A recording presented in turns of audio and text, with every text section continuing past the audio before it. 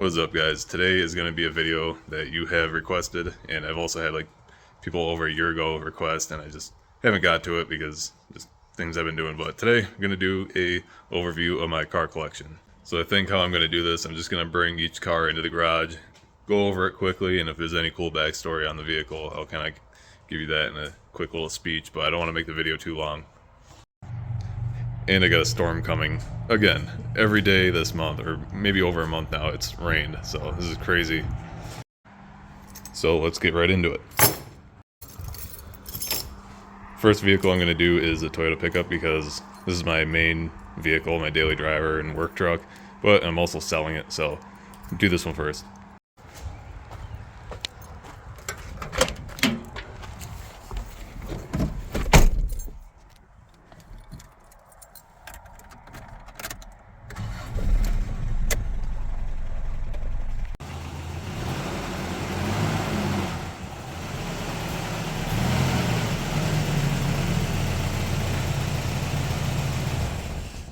So this is my 1988 Toyota pickup, SR5, 22RE, Xtracab. It was just like the best one you could buy at the time during this generation, besides, well, in the US at least. We didn't get the diesels besides like a half year or whatever, but just Toyota guru stuff. But yeah, this is like the nicest thing you could get from Toyota at the time, truck-wise. And there's really nothing special done to this truck. It's completely stock, just has 32-inch tires with newer generation wheels. It's 16-inch wheels, and the only real issue with it is it has a 1983 box, so it's not the correct box for the truck. But when I bought the truck, I had a Ford Ranger bed on it, if you haven't seen my other videos, which was horrendous. So this is the first Toyota box I could find that wasn't rotted out. These trucks had a problem with the box on the seam that you'd get moisture and stuff in there and rot in half. Even in like clean states like Montana where they don't salt or anything, they would still get rust there. So this is just the first thing I could find to put on the truck. And yeah, other than that, truck is mint and very nice truck, but sadly I gotta sell it because I need something with a little more room, which I already bought. The interior on this truck is very nice, and obviously being the SR5 package, it's got the bucket seats, center console, RPM gauge, just a bunch of little stuff. I'm not going to go into detail, but this is the interior. Very nice truck. Even has a factory radio still. That's kind of another reason I'm selling the truck too. Not only do I need a bigger truck, but this is just way too nice of a vehicle for me, especially to be a work truck. So I've been taking care of it very well and doing my best to not scratch it, but someone else needs this truck that can appreciate it and like not use it for work like I do. And under the hood, 22RE, everything's stock. Just had a bunch of work done to it, so the next seller has a reliable vehicle. And just to kind of show you the back of the truck, it kind of gives it like the Hilux vibe because it has a little rail on it, but not too bad. And just this body line doesn't line up, and this box is very dented and used, and the rest of the truck is mint, so it's just kind of weird looking. But yeah, very nice truck. I love this thing, but like I said, on to bigger things.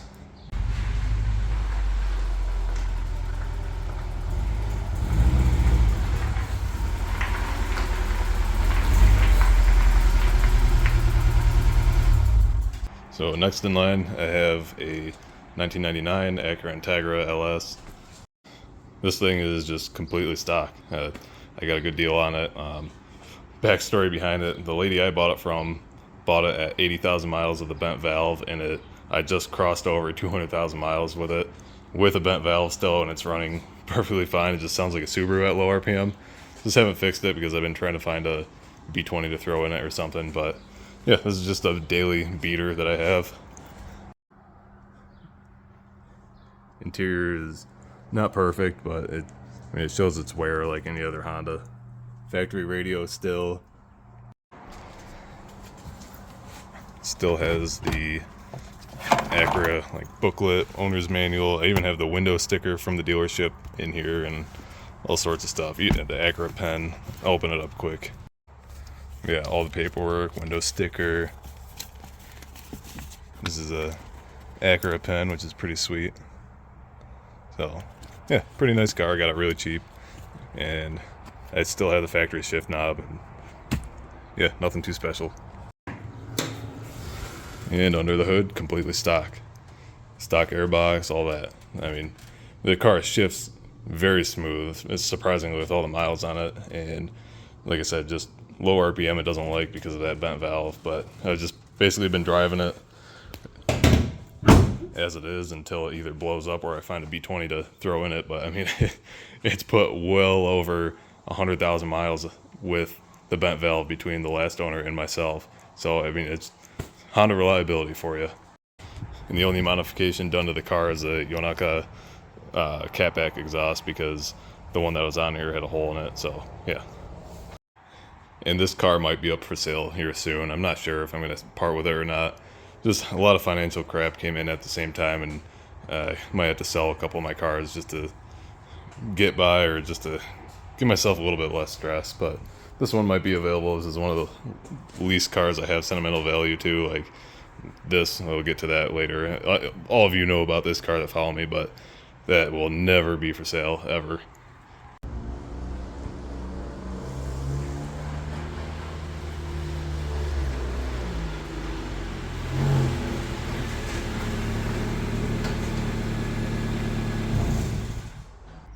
Next is my 1991 Honda Civic RT4 drive wagon. So this thing is basically 100% stock besides the unintentional 2-inch lift. So I needed new struts for this when I bought it, and I got Civic hatchback struts for it because I could not find wagon ones anymore. I don't know if they even make them, the stock ones.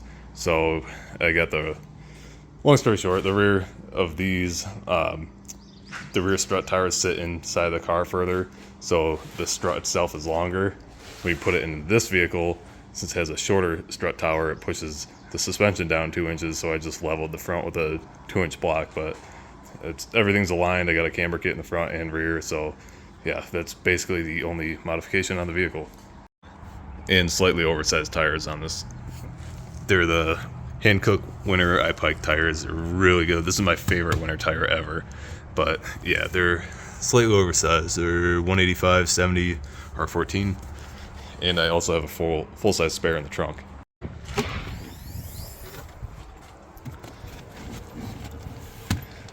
So this is actually a wagon, RT4 drive wagon wheel as well, and I just put full size in here, which fit with even being oversized, which is nice. Barely fit, but I got all my stuff in here for getting stranded and whatnot, because I actually would take this on dirt trails and stuff, not off-roading it or beating the crap out of it, just going out and venturing. Interior on this car is just basically all complete. It's just got an aftermarket radio, but not bad interior at all. And it is the 6-speed transmission, because it is the RT 4-wheel drive, so it's got the super low crawl gear, and then 1, 2, 3, 4, 5. I love this car. Power steering, AC, everything you can get on these. Just doesn't have power windows, but yeah. And under the hood is completely stock. Like I said before, it has air conditioning, which is kind of rare for the ES, because I believe it was only a factory option in this generation. So yeah, and it works too. I mean, after 3-4 years of owning it and driving it, the AC finally kind of slowly died off. Didn't even work that good when I bought it, but yeah. I put a lot of work into this car. I fixed up, like, it had cracked headlight, corner lights, a bunch of interior I had to piece together. So I mean, this car has come a long way. I wish I had pictures of it when I got it. I mean, the guy I got it from used it as a work vehicle, like a work van, so the interior was absolutely trashed. But yeah, it has come quite a long way since I've owned it.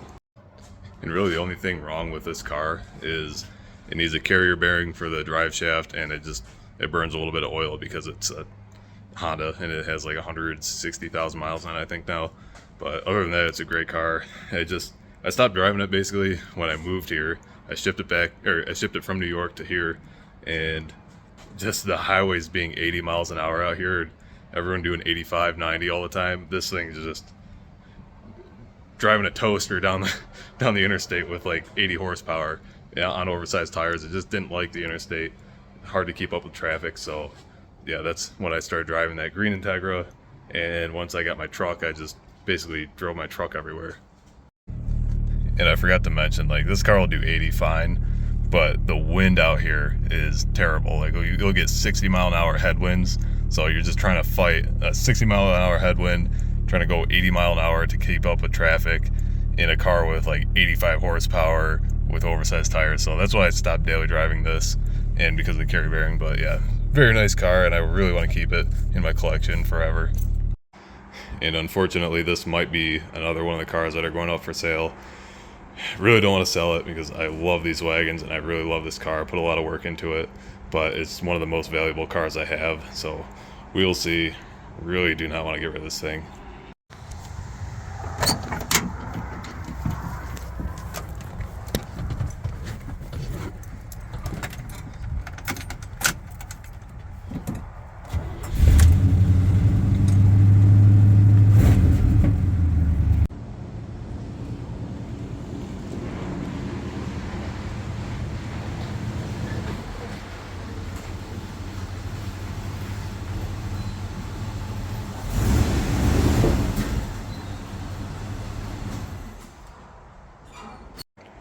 Next is my 1981 Chevy K30 Custom Deluxe, Crew Cab, 3+3, whatever, you know, all the names they had back in the day. But yeah, this is it. It won't fit in the garage right now because I got that in here, and plus I don't want to deal with my antenna smacking the light. But yeah, love this truck.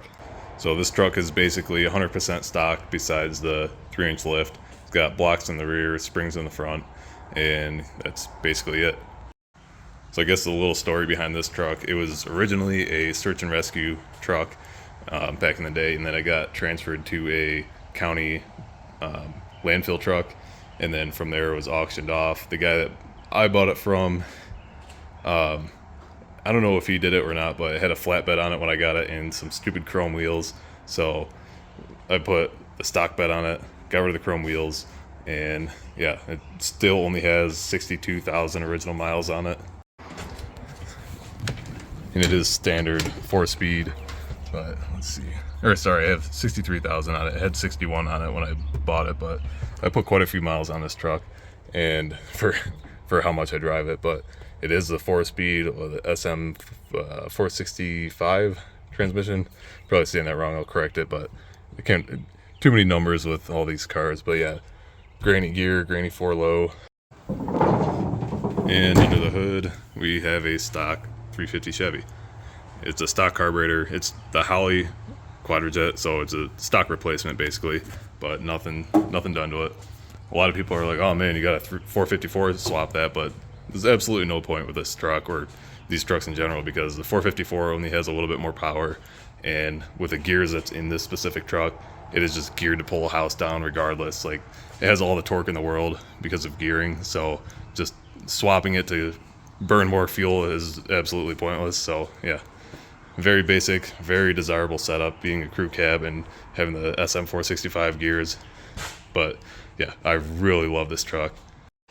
The only downfall of this truck is the fact that it only goes 60 miles an hour because it's just geared so low. So I can't drive it on the interstate here really, and obviously, like I said, I cannot afford to daily drive this. You know, I forgot to mention the truck is rust free. It's just ugly because it got sun beat, and then they spray bombed it white for whatever, when it was a county truck. It's originally red. But yeah, and this is one of the vehicles I own that I probably will never ever sell. I had one in New York before I moved here. I actually just bought it before I moved here, and then I had to sell it to move, so I was very upset. But this has been like my dream vehicle since I was like 4 years old, before I even got into Hondas or anything, was to own a square body Chevy. And the price of these have gone up outrageously over the past few years, so this is staying in the collection forever.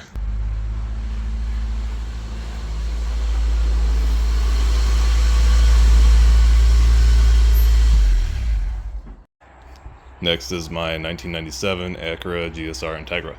So if you follow my channel, you already know the whole story behind this thing, but I have put a ton of work into this thing. I bought it not running, wrecked, torn apart, and I've, over the course of time, put it together, got it running, repainted it, just a rattle can paint job. I have a bunch of videos on this car on my YouTube channel. I titled them Acura Integra Rescue and Revival Series. But for this video, I'm just going to kind of go over it quick. If you want to see the whole story behind it and the budget restoration on it, then go check them out. The car is quite a mess right now, so I apologize, but this has been my main vehicle while my truck was getting fixed. so it's pretty dirty. But yeah, it's basically an entirely bone stock GSR Integra now. I just crossed over 200,000 miles on it. I have an aftermarket radio, subwoofer and stuff in it, but just basic, clean, nice daily driver.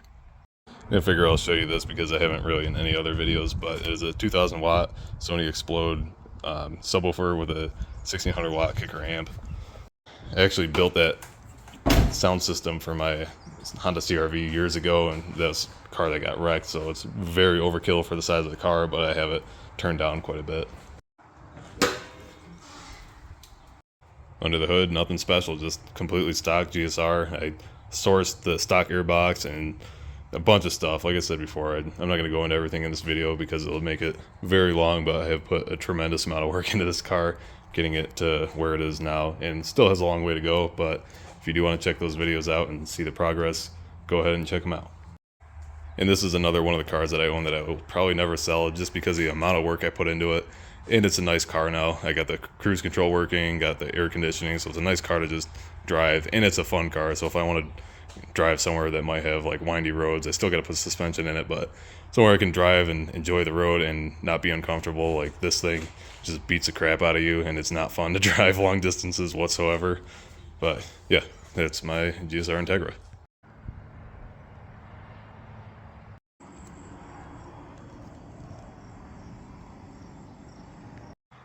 And last but not least, my 1991 Honda Civic Si hatchback.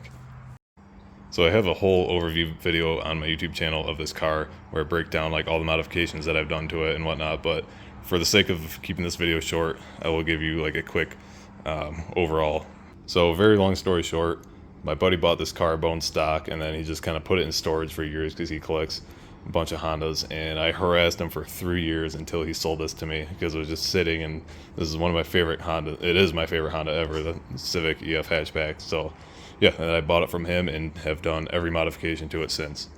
So the whole idea behind this car was to make a Conjo and Temple Racing inspired build for the track, and I've just been building it that way since. Still have plenty of work to do to it, mostly interior stuff like safety stuff, roll cage, harnesses, and like an actual bucket seat, but this is just where it's at now. The car still only has 184,000 miles on it. That is the factory mileage, but I have obviously swapped the engine since. And under the hood, I got a JDM 16 Type R transmission and just a bunch of bolt-on stuff from there. Basically did full suspension on the car, rear disc conversion. Just I have thousands of dollars into this car over the years, and it is just getting ready to be a track monster. And that basically sums up the whole collection. I'm curious to know what your favorite vehicle is, so comment below, let me know what it is. And obviously I didn't include like the part out cars like this because they're just part out cars, and the new work truck I'm gonna reveal once it's done. There's a ton of work that's going into it, so that's gonna have its own whole overview video once I get that. So this is 6 out of 7 of my cars basically right now, technically. And yeah, if you like the video, I appreciate a like. Subscribe if you want to stay up to date with all the projects, and subscribe to my Instagram, Conjo_brothers, if you want to see more pictures, videos, and I try to stay active on my story on there and whatnot. And as always, thank you guys for watching.